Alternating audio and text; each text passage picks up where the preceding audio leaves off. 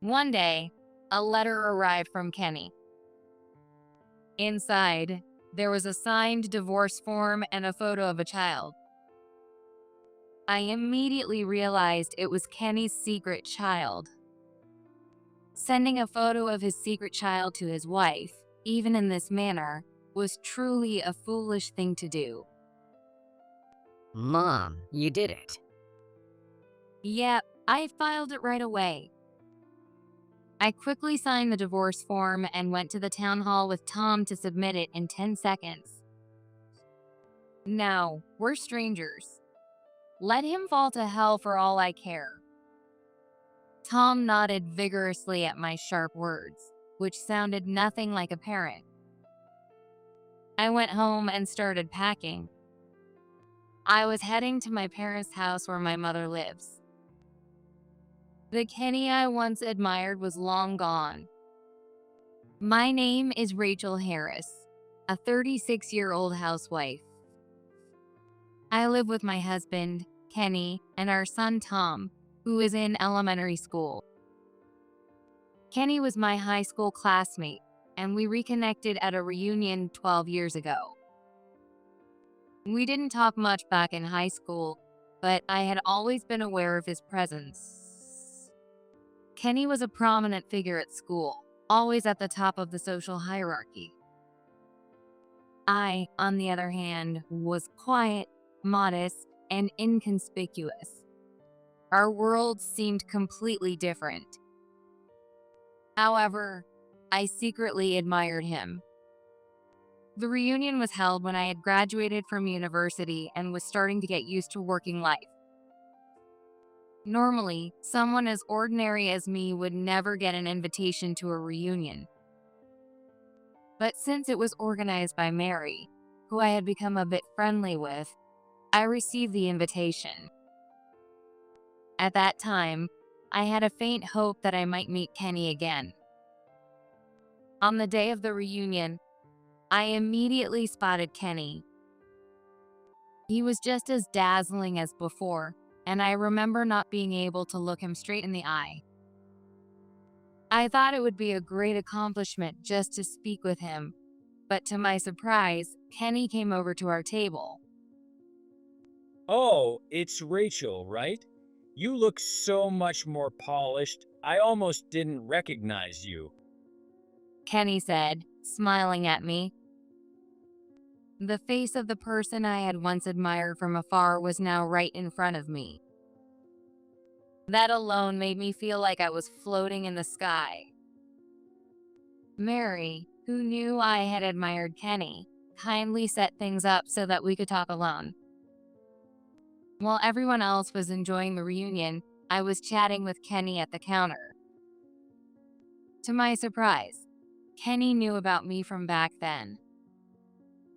You know, Rachel, you always seemed like a rich girl with a big house. I felt like someone like me couldn't compare. By the way, how are your parents? At that time, my father was in and out of the hospital due to a chronic illness, and both my mother and I were constantly worried about him. When I told him, Kenny's face showed great concern. I'm so sorry to hear that. If there's anything I can do to help, just let me know. He said, gently patting my head. Just being able to talk to Kenny was a dream come true, but his kindness nearly brought me to tears. After the reunion, Kenny contacted me through Mary, and we began meeting up. Despite being teased by Mary, we went on many dates. I was amazed by Kenny's communication skills, and he quickly became close to my family, even treating my bedridden father like his real father. Kenny's parents were overseas, so he couldn't see them often. That's why Kenny also looked up to my father as if he were his own real father. Before long, we decided to get married, and the following year, our son Tom was born. I was so happy that my father, still in good health, could meet his grandson. How many people in the world get to marry their first love? I felt an incredible sense of happiness that I was able to marry Kenny, the only man I had ever loved. Rachel, give me half of your life. That was Kenny's proposal to me. Kenny was, as he had said, trying to take half of my life. Rachel, long time no see. How have you been? Are you getting along with Kenny? I received a call from Mary after several years. We had kept in touch for a while after I married Kenny, but once Mary moved to another state for work, we lost contact. Pretty well. My son is in 6th grade now. When I told her this, Mary let out a small sigh of relief on the other end of the phone. Well, I'm glad to hear that. I was a little worried. Even though you admired Kenny in high school, I wondered if I had forced you two together. Actually, the reunion was something I organized at Kenny's request. He said, "I want to see Rachel," and I got excited about it too. Mary's words shook me a little. I had never heard that before. But if you're getting along well, I'm relieved. Let's have dinner together sometime. After hanging up the phone, I briefly reflected on those times. It had been 12 years since I reunited with Kenny, and I could feel how quickly time had passed. Tom, the son I had with Kenny back then, was already 11 years old. I told Mary that everything was fine, but my feelings toward Kenny had changed a lot since then. After getting married, Kenny has not changed at all from his high school days, in a bad way. When I first reunited with him and we started meeting up, it felt like a dream come true. Because of my quiet and unassuming personality, I had never really dated anyone, and my life revolved around Kenny. Kenny, who must have been incredibly popular back in school, was extremely self-centered and spoiled. He had been kind before we got married, but after marriage, Kenny became like a king. They say, don't feed the fish you've caught, and it was true in our case. I'm the head of this house, so whatever I say goes. That's what marriage is all about. Kenny always said this with a triumphant expression. I felt like I had seen this kind of behavior before, even in high school. Kenny, who was always at the top of the social hierarchy, walked around the school with a group of followers. Back then, I admired him, but now I understand that it looked cool only because we were students. However, with my lack of experience with men, I ended up accepting Kenny's selfishness without question. Even after Tom was born, Kenny didn't help at all with raising him. Naturally, Tom didn't warm up to Kenny. Kenny, who was often absent from home because of work, seemed to Tom like the man who occasionally comes by the house.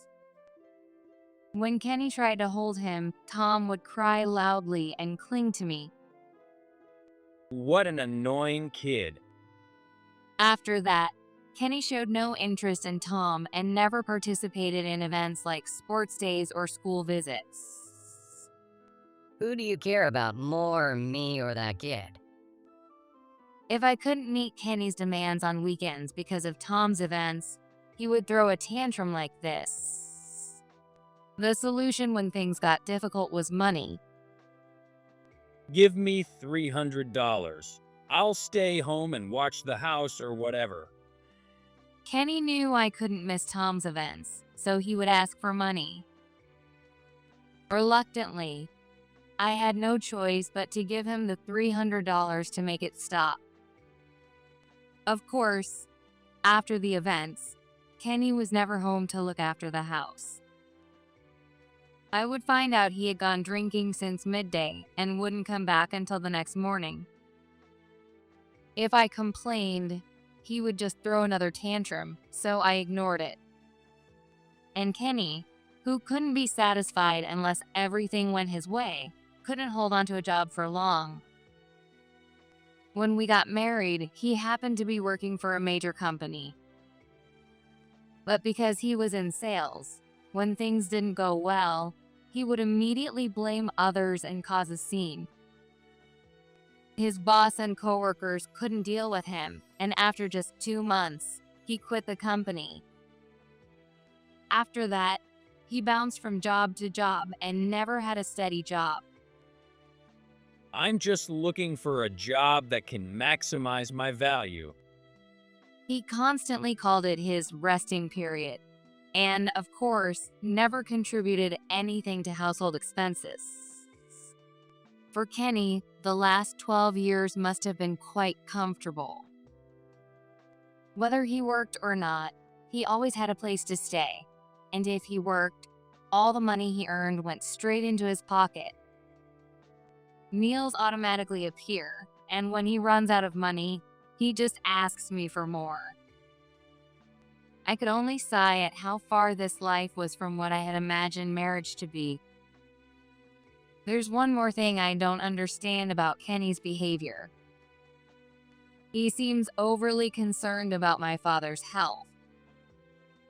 How's your dad doing? When's his next hospitalization? It doesn't sound like he's asking out of concern, but more like he's hoping my father's condition worsens.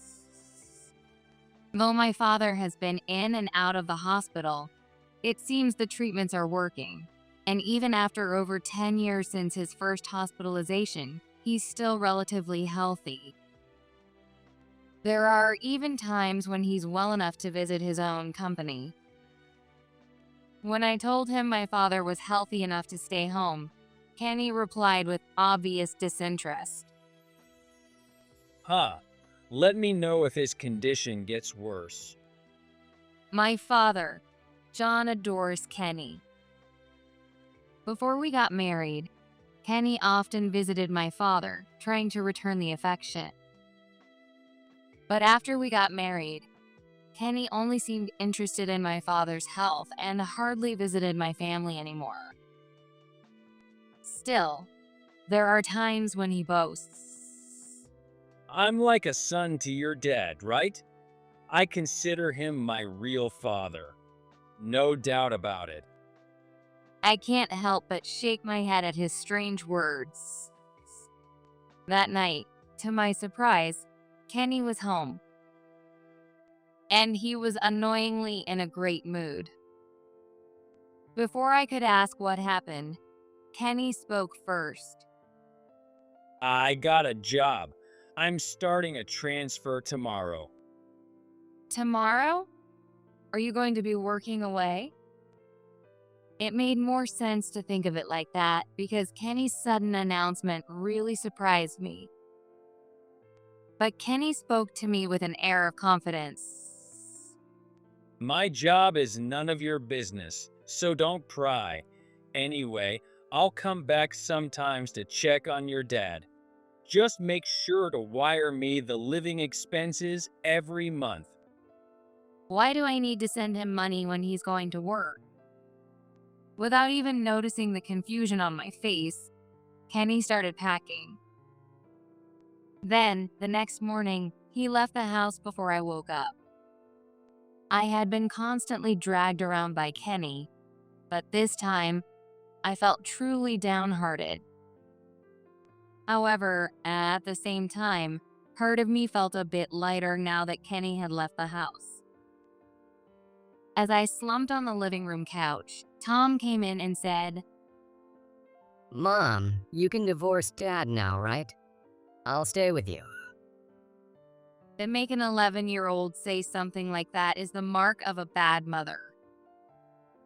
I hugged Tom and said, "It's okay." But I knew I had to think about the future for Tom's sake. I have to pull myself together. I reminded myself. By the way, I heard Kenny visited John in the hospital recently. It was something my mother told me one day. My father's condition had worsened recently, and he had been hospitalized again for what felt like the umpteenth time. Thinking this might be the end, I told Kenny, who was working away, about it. Afterward, Kenny made an utterly inappropriate comment. Seriously? Good job, John. That's awesome. He probably went to see my father after that phone call. Since it was a time when neither my mother nor I were with him, I never saw Kenny. And you know what? John said, I'm handing the company over to Kenny. He'll inherit my fortune. When my mother said this, I was taken aback. Wait, but his fortune is. Yeah, but Kenny agreed to it. When Kenny visited my father, what kind of conversation did they have? Apparently, my father told Kenny he would inherit his fortune. Did Kenny pressure my father into writing a will? I could only speculate, but after that, I couldn't get in touch with Kenny despite trying to contact him. I told him to send me a message, and this was the reply I got. Call me when your dad passes. Until then, don't call or email me. At that moment, my suspicions turned into certainty. Kenny had married me from the beginning to get his hands on my father's company and assets. He had been living off me, leeching for years, just for this. What a foolish man. Just as Kenny had said, I decided not to contact him until there was an emergency. About 2 months later, my father passed away in the hospital. Kenny didn't show up to the wake or the funeral. However, when I sent him a message saying, "We're opening Dad's will," he eagerly showed up. At the family court, relatives and lawyers gathered for the reading of the will. Kenny sat there with a smirk, holding a recording device. It's for evidence in case anything happens, so you all can't complain later. I could tell my relatives were repelled by his attitude. My mother, especially, had become stone-faced, her expression like a mask. Then, the contents of the will were read to us. In that instant, the tactless Kenny made a huge fist pump of victory. The will stated, the company owned by John and all other assets will be inherited by Kenny. Kenny let out a triumphant shout into the recording device. Kenny, listen, this is important, I said, but Kenny didn't listen at all. Shut up. I don't care what you have to say. Your dad's assets are mine. I've got it all on tape. I have proof. Don't complain later. Your dad chose me as the heir, not you. Understand this seriously. Take that. I had already informed my relatives about Kenny's personality. I warned them that he was extremely unreasonable and might upset them. Despite the warning, my relatives couldn't hide their discomfort with Kenny. Kenny, listen to us. Kenny also rebelled against my mother's words. Sorry, but you can't inherit anything. The company is mine now. I'm the CEO, so don't get involved. Despite repeated warnings from us, including the lawyer, Kenny stormed out. Left behind, all we could do was stare in disbelief. After that, I tried reaching out to Kenny many times, but he never responded. The only time he replied was when I said, I need you to meet with a lawyer about the inheritance procedure. Otherwise, he completely shut me out, refusing to listen to anything I said. My relatives kept urging me to divorce that man, but I had decided to wait until the right moment came. Divorcing just like that would play right into Kenny's hands. I bided my time, patiently waiting with Tom for the right moment. Then, one day, a letter from Kenny arrived. Inside were a signed divorce form and a photo of a child. I immediately recognized it as Kenny's secret child. In the second photo, Kenny was holding the child along with a woman who seemed to be the child's mother. The attached note read, "I'm going to be happy." To send a photo of his secret child and mistress to his wife in such a manner is truly a foolish act. Mom, you did it. Yep, I'm submitting it right away. I quickly signed the divorce papers and, with Tom, submitted them to the town hall in 10 seconds. When I called my mother to let her know, she and the rest of the family were overjoyed. Now, we're strangers. Let him fall to hell for all I care. My harsh words, which seemed unfit for a mother, made Tom nod deeply. I went home and started packing. I was heading to my parents' house. The Kenny I once admired had long since disappeared. There are things that are beautiful because they don't change, and there are foolish things that can't change. Kenny, you are definitely the latter. Living your life, always thinking you're the center of the world, is painful to watch. I now realize that I was a fool for getting carried away thinking I could marry you. But I'm changing. For Tom's sake. From the start, there was no love in our marriage. I'm truly glad I realized all of this before I reached the halfway point in life. Please take care of the fortune my father left to you.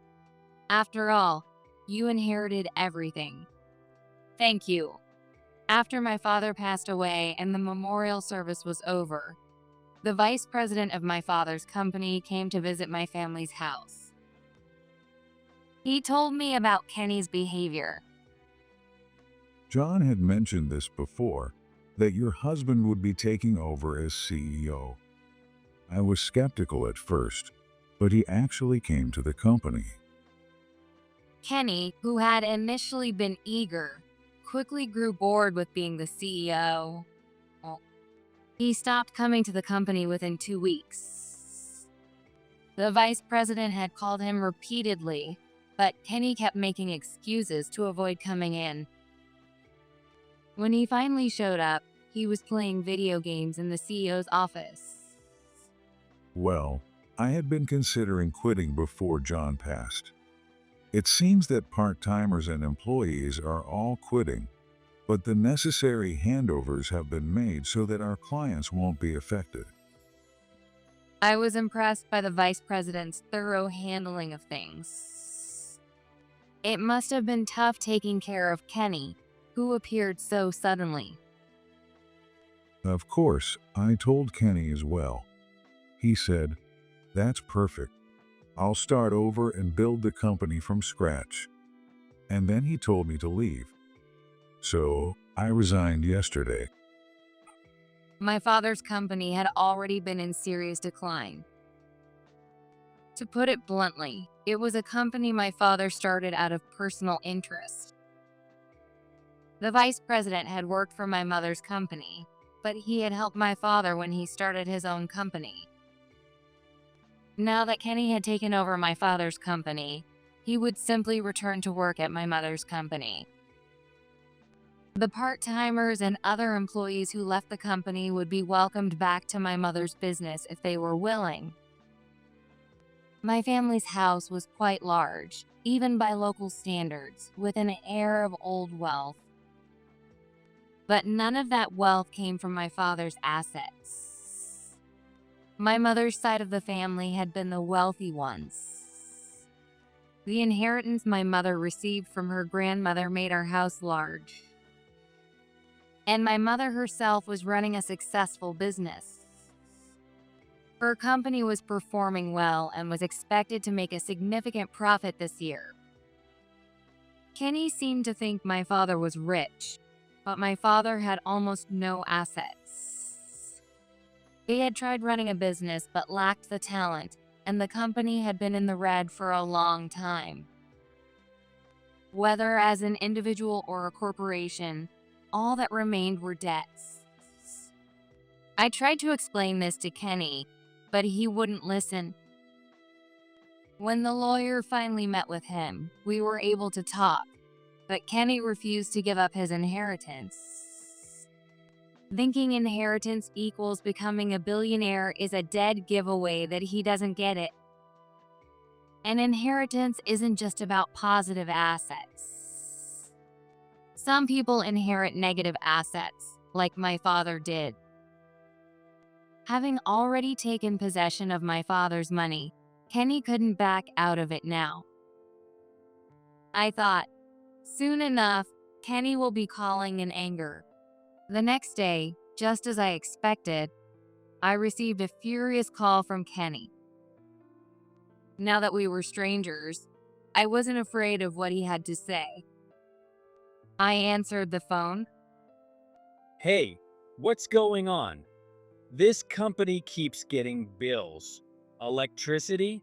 Gas? Why do we have to pay these when it's a company? I let out a big sigh at Kenny's childish comments, which made him sound neither like a business owner nor an adult. Will you pay for electricity and gas when you use them? It's simple, right? You can't just refuse to pay for those things because it's a company. How did someone like Kenny think he could inherit my father's company? Compared to the many bills that would inevitably come, electricity and gas bills were still the smaller issue. Kenny, who probably hasn't considered how much it costs to run a business, would definitely face financial troubles in the future. With the debts my father left behind, he has no idea what he's in for. What's wrong with this company? There's no money coming in, just bills. Plus, everything's dirty. There are too many desks. Do something about it. Well, if you don't clean, things get dirty. And the desks are probably leased, right? If you don't handle this properly, you'll get a lot of bills for the desk and computer leases. And wasn't it you who wanted my father's company? I heard you even went to visit my father while he was in the hospital to negotiate. And you brought your mistress and child along. Oh, is she your wife now? I had heard this from a nurse at the hospital.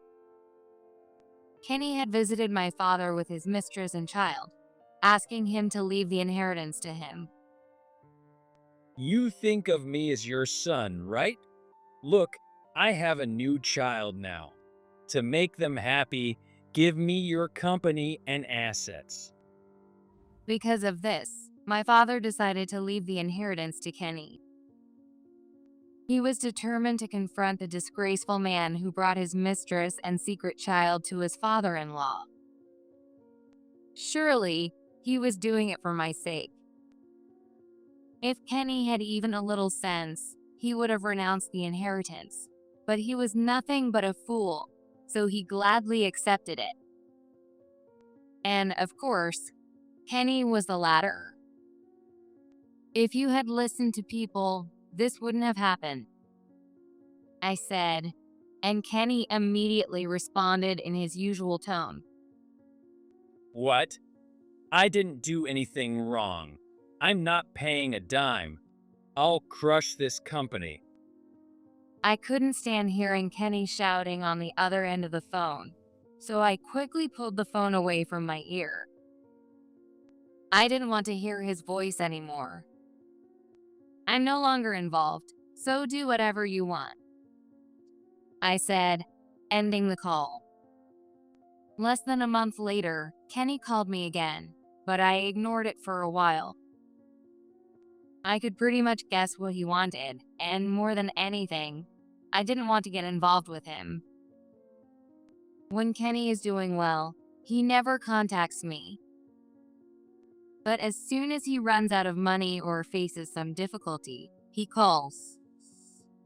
If we were still married, I could understand. But after the divorce, I have no interest in helping Kenny. But the calls from Kenny didn't stop. Reluctantly, I answered, and his shouting voice rang through the phone. What did you do? The house is messed up. Some stranger is living there. Kenny must have gone back to the house we once lived in. He was probably shocked when he saw unfamiliar people living there and called me about it. Yes, that house was sold. So, the new owners must be living there now. After Kenny claimed he was going on a business transfer and moved out, I did some digging, and it turned out his story about transferring for work was a complete lie. I had suspected as much, but he had pretended to go on a transfer to live with his mistress. It was such a childish and naive plan. It made me sick. Since Kenny moved out, I hadn't been giving him money. Probably because my father's condition worsened sooner than expected. Kenny might have gone to visit my father's hospital room to ask him for money.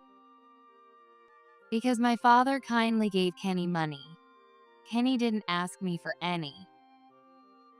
But it's ironic that the money my father gave Kenny became part of his debts later.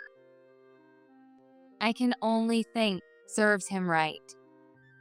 What do you mean you sold the house? That house was mine, right? Since it belonged to your family, I should have inherited it. What are you doing messing with it? This is ridiculous. It's almost impressive that Kenny still thinks there are positive assets left at this point. I explained the situation to Kenny. You must have thought my family was rich and got close to me for that reason, right? Sure, the house was big, and there was money, but that was my mother's inheritance from her grandmother. So, my father wasn't really involved. Kenny's eyes widened and his eyebrows furrowed. He probably thought that if he got close to my father, he would inherit a large fortune.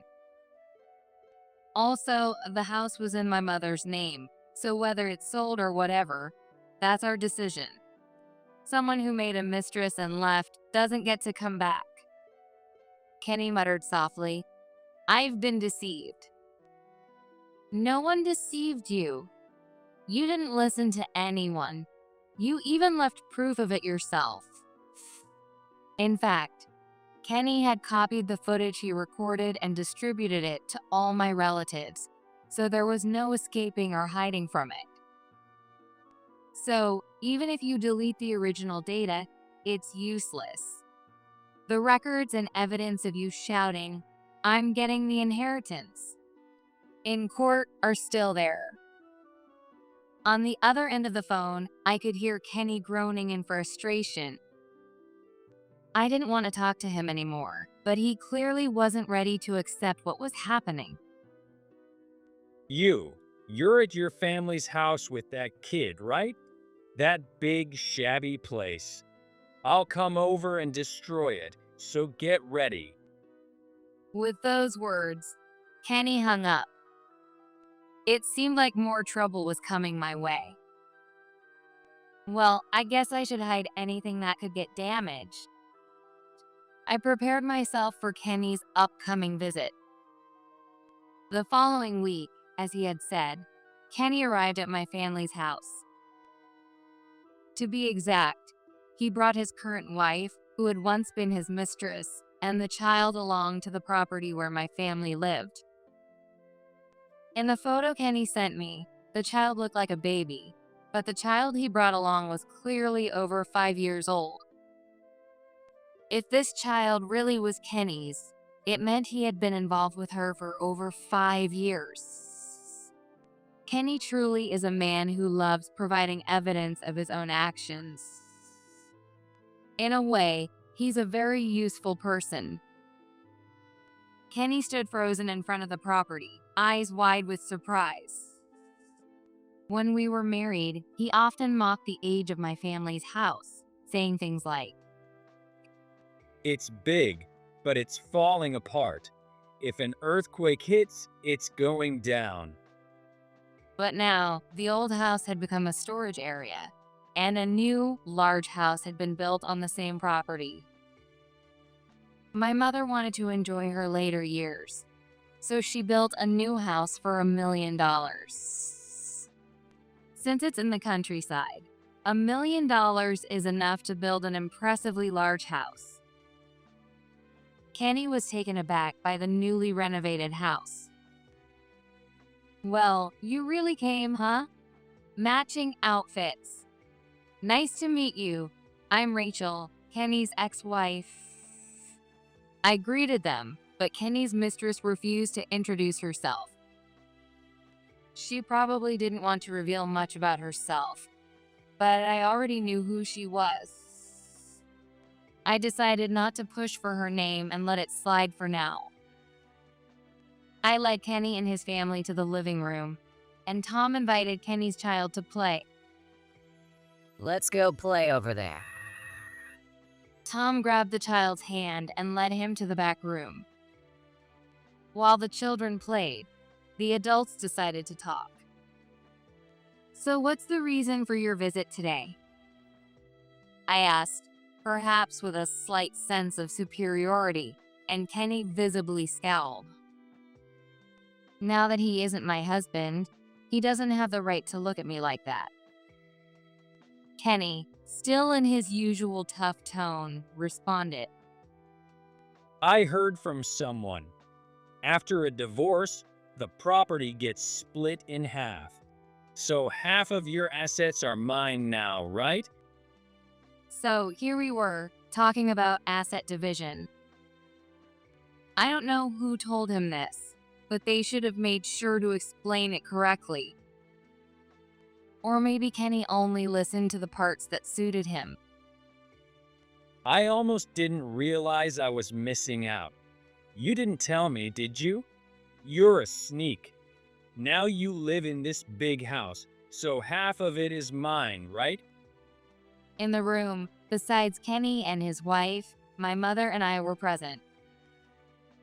My mother sighed as she listened to Kenny's claims. Asset division, huh? Kenny, do you know what counts as part of asset division? It's the shared assets that were formed and maintained during the marriage. Savings, insurance, cars, and real estate that were accumulated together are usually included. I gave him a very basic explanation, but Kenny seemed confused, tilting his head. Hey, have you ever contributed any money to the household in the 12 years we were married? All the living expenses were covered by the money I earned, so there was no way to save up. Kenny furrowed his brow and retorted, Oh yeah? I know you have a ton of savings. I'm telling you, give me half of that money. how he knew I had savings is a mystery, but unfortunately, that money is not for him. That money was saved before I met you, during my single years. It's not money I saved after marrying you, so it's not part of the asset division. If you're going to speak so confidently, you should have done your homework first. Kenny glared at me with an obviously annoyed expression. I'm sure he had high hopes when he heard about asset division. But all the cars, furniture, and everything else were things I bought during my single years. There's nothing for Kenny to divide. There was a long silence, but eventually, Kenny's mistress spoke up.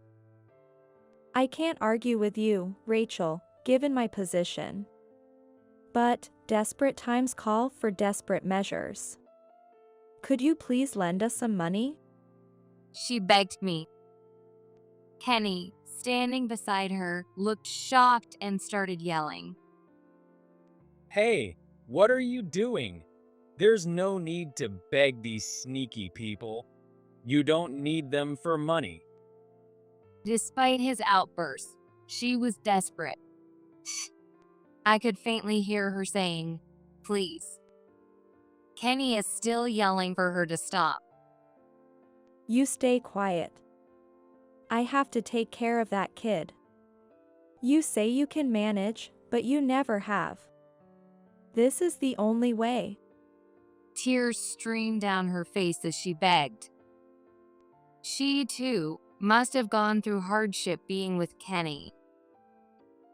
She probably felt guilty about the affair, too. As a mother with a child of my own, I could empathize with her feelings.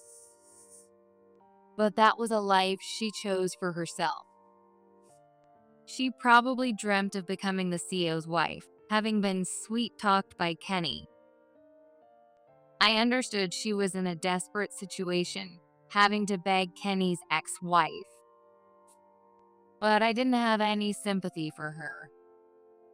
I'm sorry, but I don't have any money to lend you.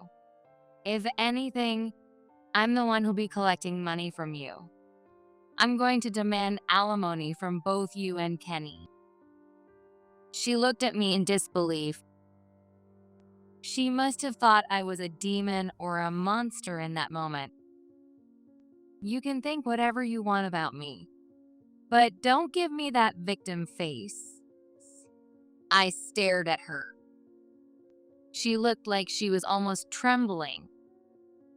At the very least, you made your own choice to be with Kenny, didn't you? You thought you'd become the CEO's wife. So you had a child with him, right? How about asking your own family for help? Don't rely on a total stranger like me. She answered through her tears in response to my words. My family, we don't get along too well. What did that even mean? I continued.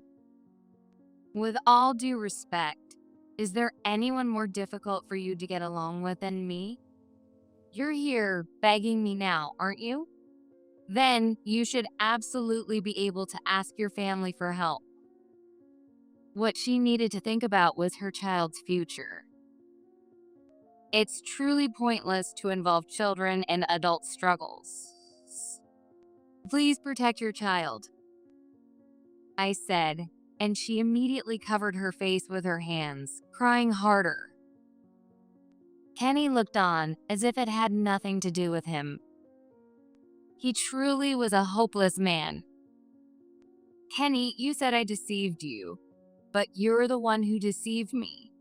My father and I, we all got deceived. There was never any love in our marriage from the start. It's sad, but true. I looked at Kenny, but not once did our eyes meet. For 12 years, he had avoided looking me in the eye like this. If there's one thing I could thank you for, it's that you brought me Tom. That's really it. You will never see Tom again. I want you to regret that for the rest of your life. At that moment, Tom appeared from the back room. I wondered what Kenny was thinking, watching Tom now. Tom probably felt no emotions at all toward Kenny. He hadn't spent enough time with him to feel anything. Tom walked back to the room without showing any emotion. This was likely the last time Kenny would see Tom. It seemed that Kenny realized this. Tears welled up in his eyes, and he began sobbing uncontrollably. Regret doesn't come first. Most of the time, you realize what's truly important too late. How happy Kenny might have been if things had stayed the way they were.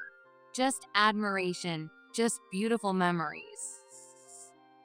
There's no point in speculating about what ifs. So, I decided to sever ties with Kenny. Goodbye, Kenny. The dazzling light I once admired had faded, and now he was just someone crying, shaking. I see. You've divorced, huh? I'm sorry. I had tea with Mary, a friend from high school, after a long time. By the time everything had settled down and I had some breathing room, it was time to meet her. The reunion where I reconnected with Kenny was one that Mary had organized at Kenny's request. According to Mary, Kenny wanted to meet me. Back in high school, Kenny knew my family was wealthy, and since he needed money, he probably set up the reunion to get closer to me. I suspect that Mary knew Kenny's intentions.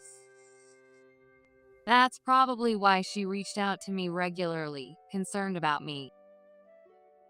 She must have felt guilty, knowing that I could get deceived by Kenny. It's not your fault, Mary. I married Kenny because I chose to. It's our problem that we're getting a divorce, so don't worry about it. When I said this, Mary seemed relieved. Really, it wasn't her fault. It was between Kenny and me. Afterward, I filed for alimony from both Kenny and his mistress. Upon investigation, I found out that they had been involved for more than 6 years. Half of our marriage was spent with Kenny cheating. I feel incredibly foolish for not noticing it earlier. According to the lawyer, the mistress had asked her family for help. It turned out that she was allowed to stay with her family on the condition that she broke up with Kenny. She left Kenny and returned to her family for the sake of her child. Additionally, Kenny's parents, whom I hadn't been allowed to meet in the past 12 years, had actually been estranged from him for a long time due to his bad behavior in his youth. Apparently, after this issue, they were contacted, but they said, "We have no relationship with our son anymore." Kenny was completely turned away. In the end, Kenny was left with a negative inheritance from his father, and he ended up bankrupting the company. He only had the option of filing for personal bankruptcy, but my mother stopped that from happening. My mother took responsibility for paying off the debt my father had left behind. When I asked her why, she said, If he files for bankruptcy, he'll be exempt from paying the alimony he owes you. He hurt my precious Rachel and Tom, so I want him to pay alimony and feel the weight of his sins. At that moment, I truly felt the depth of my mother's love. Just as my mother protected me, I had to protect Tom. "Hey, Mary, why don't you come visit us sometime? I think Tom would really enjoy it." Mary smiled and said, "I'll definitely come soon." Thinking about it, I realized that it was thanks to Mary that I was able to meet Tom. I couldn't help but feel grateful to her. On a beautiful spring day, Tom started middle school. "Your uniform looks great. You've even grown taller than me." Mom, stop getting all sentimental. Let's take a picture together. Tom said, pulling me under the cherry blossom tree. His shoulder was now much higher than mine. "Hey, Tom, when you're in high school and when you go to college, will you still take pictures with me in spring?" I casually asked him. It's both a joy and a sadness watching your child grow up. But I want to have memories together, even if it's just occasionally. Tom gave me the same smile as before and said, Of course. Even if I get a girlfriend, get married, and have kids, we'll still take pictures together. Under the soft spring sun, we both flashed a big peace sign for the camera.